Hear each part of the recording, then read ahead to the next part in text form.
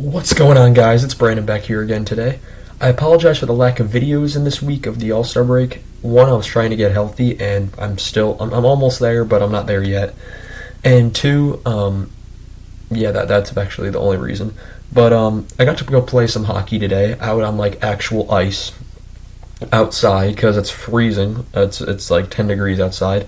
But unfortunately, by tomorrow afternoon, it'll be back to 43, so that ice will melt. So I needed to get out today, and I'm going to go out tomorrow morning and play some more hockey with some buddies. It's going to be a great time. It was great getting out there again, just getting out my new skates, my new stuff. And so, great time, great. I love the people that I see there. They're always such nice people. They understand.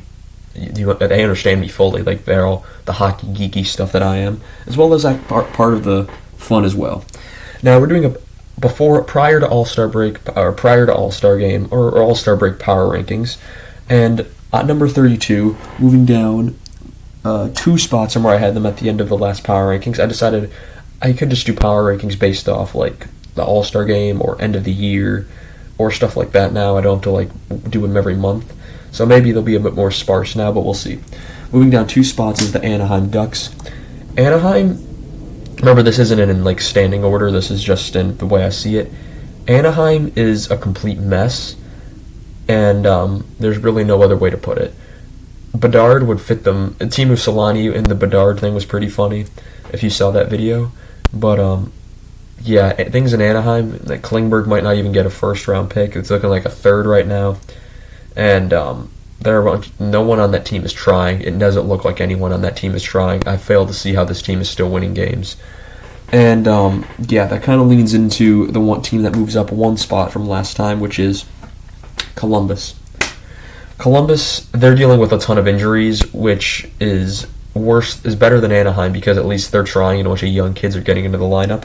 Anaheim, no one's trying, so that's why Columbus is ahead of them. And they're also like neck and neck with each other in the standings. Of course, Columbus has Nyquist out for the season now, and things aren't going well. Things aren't going well for them at all. Maybe this could be a year that they just reset. Like there's been rumors that they are interested in Demko.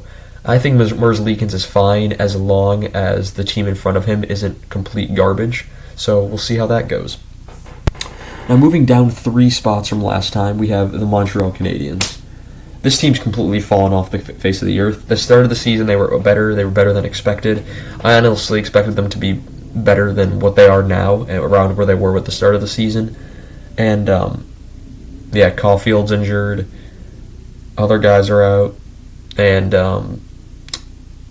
they just keep losing. They have not won in a blue jersey in their existence, I'm pretty sure, now with the reverse retros. They lost everyone with the actual blue ones, and they still haven't won one with the Expo color ones. So Montreal moving down three spots. If this is the way it goes, I hope they don't get the first overall pick again because that would make me sad. Now, moving down six spots is a team that moved up a bit last time. Arizona at 29. Things in Arizona are also kind of falling apart right now. After a very good December, they had a pretty good December. And then January happened and they lost like 9 straight, and they won one, lost another 3 straight. Kind of just a full collapse of the team. But, it's Arizona. They're gearing up for the future, and that's all they need to do. Bedard would very much help their when they get their new building, if they should get their new building. That would create I think that would basically save the franchise at this point. I don't think Arizona's going to move, but Bedard would definitely be a huge boost to a team that's already getting a bunch of young stars coming in, as we see Gunther and Cooley, and among others as well. Now, moving and actually staying in the same exact spot as they were in the last power rankings, we have San Jose. What else is there to say? Erik Karlsson's still there. Will he be traded? We don't know. That's really nothing there. Erik Karlsson, Timo Meier. Looks like Couture isn't going to be moved. LeBank's probably going to be moved. Reimers would be an interesting thing, see if he's going to be moved. Basically just who's going to be moved out of San Jose, because there are a lot of people that could go. And will they finally just commit to the rebuild that they've been not committing to for ever, I guess? Now, moving up 4 spots from last time, we have Chicago at number 27. Chicago had a winning record throughout January. It was their best month of the year so far. And there was a period where they won 6 out of 7. And They were 7-3 in their last 10 at one point. I'm pretty sure now they're 6-4. Pretty sure they're either going to get hot out of the gate out of the All-Star break, or they're going to just fall back into the dust. I'm hoping for the latter, because Bedard going to Chicago would... I have a Blackhawks jersey ready with no number on it. I will gladly put his on it. That's kind of what I'm saving it for. So, we'll see. We'll see if Chicago can make me happy for once and do the right thing and tank. Now, moving down 8 spots from last time, we have St. Louis at number 26th. Tarasenko out, O'Reilly out, Krug out, and then the rest of the team just kind of existing. When Chicago can slap you easily, that's kind of saying something. Chicago in their last game, beat their little brother to the south, as I like to call it, 300 miles down I-55. And, St. Louis is supposed to be a better year. It was supposed to be a better year, but injuries plagued, performances not being where they should be, and among other things, it somehow propels number 25 to move up one. The team in number 25 to move up one spot, and that's in the dumpster fire of the what should have been a good team, Vancouver Canucks. How this team even moves up, I don't know. They just traded Horvat for Bavillier, Ratu, and a first-round pick.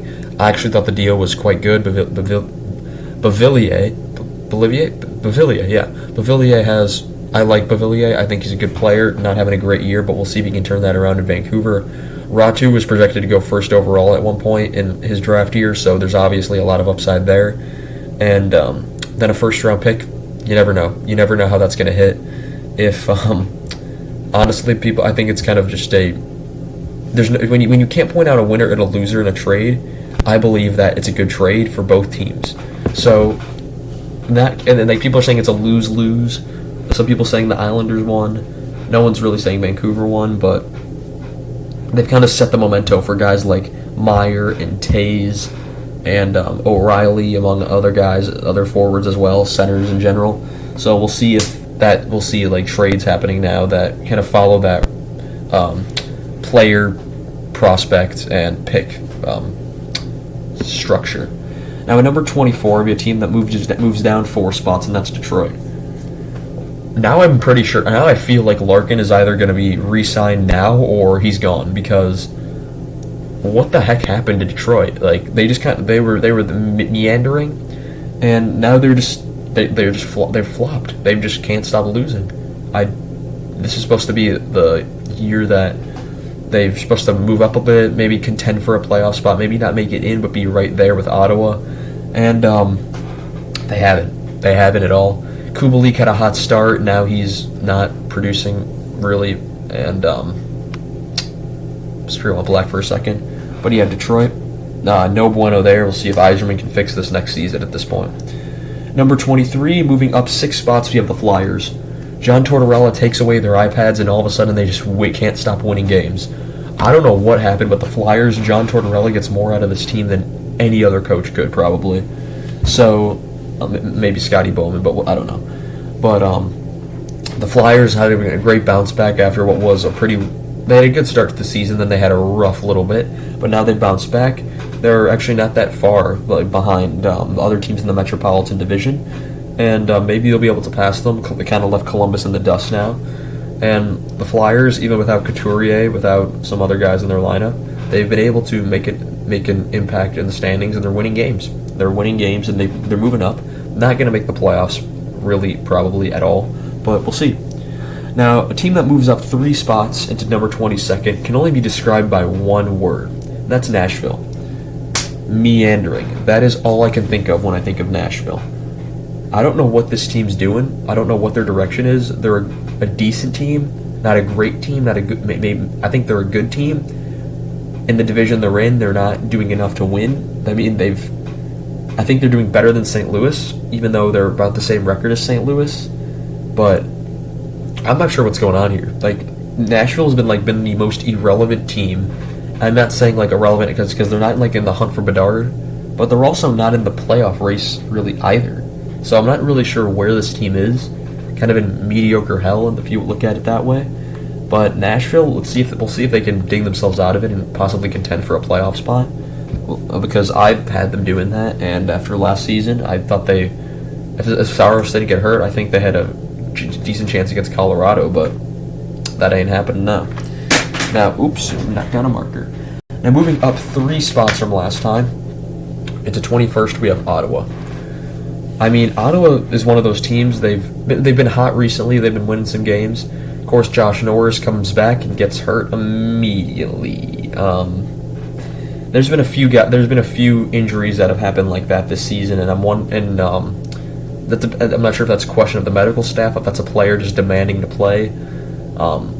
It's important to get fully as healthy as you can before you get ready. Norris was ready earlier than expected, and now he's out for the season. So Ottawa, I'm looking at them to be ready next year, because assuming Boston kind of drops back down to human form after some of their, maybe probably Krejci, and Bergeron retire possibly, and then Pastrnak. I'm definitely assuming they'll extend him, but right now there hasn't been anything. So, that's kind of Ottawa this next year. Moving down 2 spots from where I had them last time is the team that acquired Bo Horvat. We'll see how they do. We can't really judge them now, because now that they've made the trade, we'll see how they do after the trade. If they go on a streak, they'll definitely move up. But the Islanders at number 20, not good enough to be in the playoffs, not bad enough to be in the hunt for Bedard. Kind of that issue with the Eastern Conferences. There's a lot of good teams in the East. You have teams like Ottawa and Detroit and the Islanders that should be probably in there, getting into a playoff spot possibly, and Philly's been playing really well. But there's too many good teams in the East and not enough good teams in the West. That's the way I'm seeing it right now. Now, moving down 5 spots from last time, Calgary. I don't know what to say about this team. Just like Vancouver, except more disappointing because they have already shown they can make the playoffs. What happened here? They lose Gaudreau, they trade Tkachuk, they bring in Huberdeau and Weegar, they bring in Kadri. It's kind of like an exact replica, but then I don't know how this works. I'm not exactly sure how you basically debatably win the offseason and then do this. And Kadri's in the All-Star game. Huberdeau, we knew wasn't going to produce as much as he did in Florida, but there's still no excuse to losing 2 games to Chicago in a week. Was that in a week? And not to mention getting destroyed by them at home. But I don't know what to do with Calgary. They're not in the playoffs right now, and with Colorado moving up the standings, we'll see. And the Pacific's not going to get any easier to get into. Actually, it might, because the way the division's working, but we'll see. Moving up 4 spots from last time is a team that was kind of left for dead, but they've kind of arisen from where they should be originally.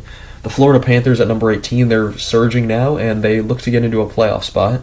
Matthew Tkachuk leading the way. He's kind of become the forefront of that franchise. Barkov doing his part as well. Their defense, they don't have Ekblad, who's out injured. Uyghur's gone, so that's kind of destabilized the defense, but they're doing the best they can. Florida, you don't have a first-round pick until ever, so you have to go for it every single year. There's no excuses. You just have to go for it, and with what you have, and you just got to hope for the best, because you don't have a first-round pick until about 2026 now. So that's all I have to say for Florida. You're moving down 4 spots, and this is because other teams moved up. Was it? Debatable. But Buffalo at number 17, simply because they're like the team that's basically, they're right outside the playoff. They're the one team that's right outside the playoff picture. They're the middle team, and I really hope they get in. This team is so likable. So many guys that you can like on this team. Tage Thompson's a beast. He honestly I would give him my heart vote, honestly. Tage Thompson would get my heart vote. There were talks about maybe Demko going to Buffalo. They've even talked about buying. We heard this last year that they were maybe going to buy at the deadline. If Patrick Kane went there, if he went back home, I doubt Buffalo would be willing to give up the price, but that would be a great story. And if they got into the playoffs and they did something, that would be even crazier. But Buffalo, the team that I'm rooting for to get in right now, there's a lot of teams that I think, when you look at all these, you think all these teams probably, you would think, some of them at the start of the season would get in. Because I thought Florida, Calgary, Ottawa, Nashville, all those guys, Vancouver, St. Louis, all those teams I thought would be in, and now look at how this turned out. And moving down 4 spots into number 16, we have the last team, not in the East, I guess. Pittsburgh, the streakiest team in the NHL. You can't. Some days they come out and they play amazing, and some days they come out and they play like dog. You know what? You can't read this team. It's just a different team every different night. There'll be a night where they can beat a good team. They can contend with Carolina, keep up with the good teams, beat New Jersey, and then just get mauled by San Jose. It's just you never know what you're going to get with this team, and you kind of have to go for it because you have Crosby, Malkin, and Letang still. You have all those three guys signed still. You just re-signed Malkin, Rust, and Letang. It's clear they're just going to go for it every year, so we'll see what they can do in the playoffs if they can finally win a round for the first time since 2018. Moving down five spots, Minnesota. Minnesota is just they're on the end of a rock and a hard places. Teams that pass them they're just doing better. It's simple as that. There's teams that pass them that are doing better. And I have no really complaints about what they're doing. They've kind of solidified that third spot in the Central, and as I predicted, there's 5 teams unless Colorado gets it. Colorado's surging lately, so we'll see if Minnesota could keep it. But right now they've had that third spot for a while now, so we'll see. Now moving down 7 spots, we have Washington, who just re-signed my boy Dylan Strome today. Had 2 hat tricks last year in Chicago, and that's Blackhawk for one of the most disrespected Blackhawks I've ever seen. But Washington at number 14, they were aiming for that third spot in the division. They were in it for a bit, and then they kind of fell back. And can't really point to exactly a reason why they did. They kind of just stopped. It's as simple as that. Sometimes you just stop. You get cold, and that's kind of what happened to Washington. Now, moving up 3 spots, we have Colorado. Colorado, with all the injuries that they've had, some of them are starting to heal, so guys are starting to come back.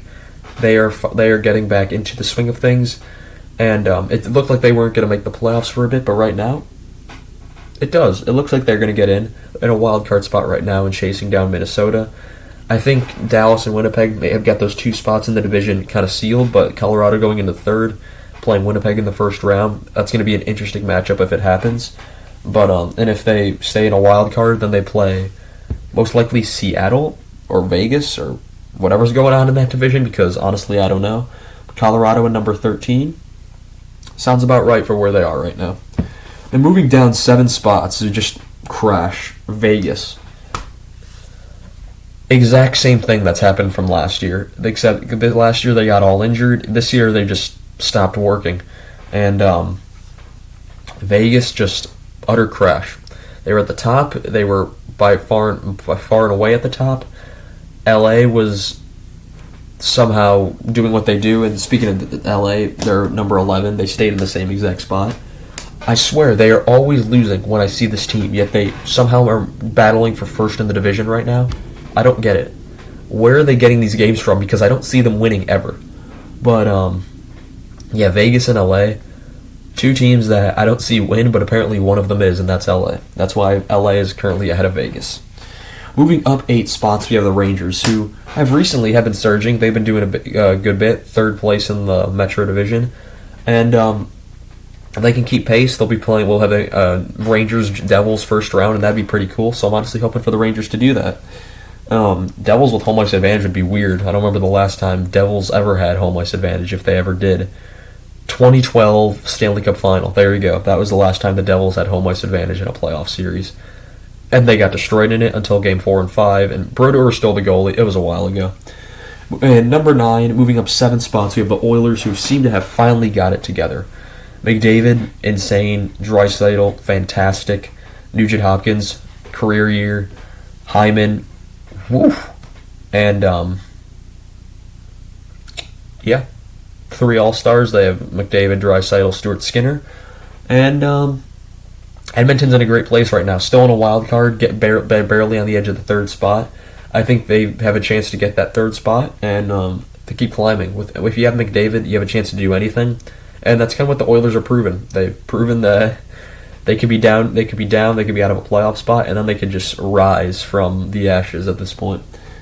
Now, moving down 4 spots, we have a team that's currently still first in the Central, but they've been losing a bit. They've lost 3 in a row, and that's Dallas.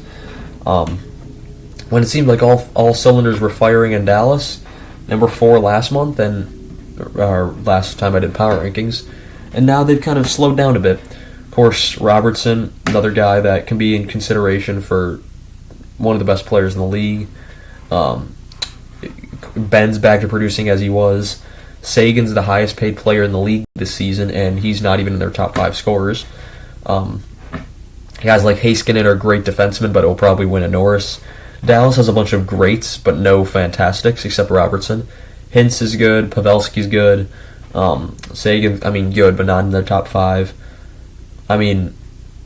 Dallas is... They're going to make the playoffs. I think the problem is, as the hockey guys said in recently, they could go out in the first round or they can go on a run.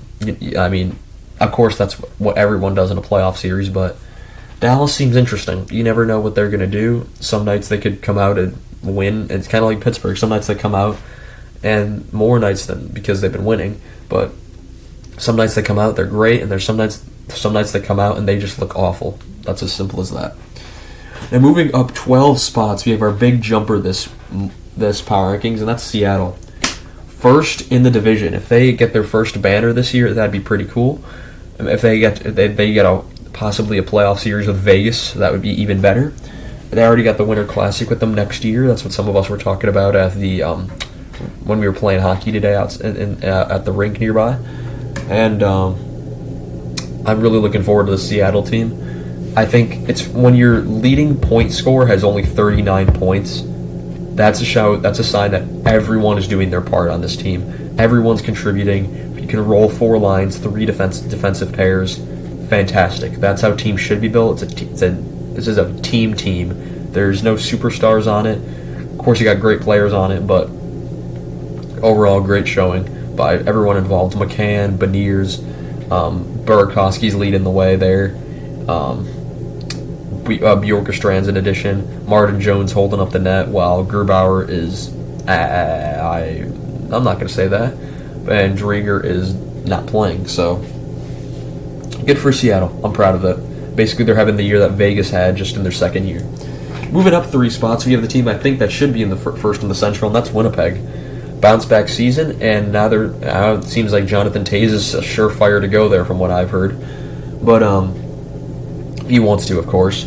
Let him go home. But Winnipeg, Rick Bowness knew what he was doing when he decided to coach this team. They thought it was going to be Barry Trotz, everything's going to be fine and dandy. Then they get Rick Bowness, and they're like, maybe outside the playoffs, maybe a bit more contentious, but then straight to the top of the Central Division, and they're duking it out with Dallas for first in that division. While they're currently second, I think they've been playing better than Dallas, so that's why Winnipeg gets number 6. Moving up 1 spot, we have the Devils. The top 5 teams are all in the East. The Devils putting number 5 up, and they kind of, after a rocky last month, they've kind of put it together, and they're going to make the playoffs. The Devils, Jack Hughes has been phenomenal. I think it said something like, I saw a stat where he's had like 104 points in his last 82 games. Jack Hughes can be the real deal. And if we can get a full healthy season out of Jack Hughes, and Gretzky even said he's going to be, if anyone's going to catch McDavid, it's going to be him. So when the great one says something, you better listen. Moving up 4 spots is a team that you could say had a storm surge, even though it wasn't Carolina, but the Tampa Bay Lightning storming back from when they were like 8-9 points back at Toronto for second in the division. They're right with them now. They're only like 2-3 points behind them, and that's kind of why Toronto's still in the same spot, because you can't really get better than what's already kind of up at the best right now. Toronto and Tampa are those 2 teams I'd say right below it. It's funny that 3 of the top 4 are in the Atlantic.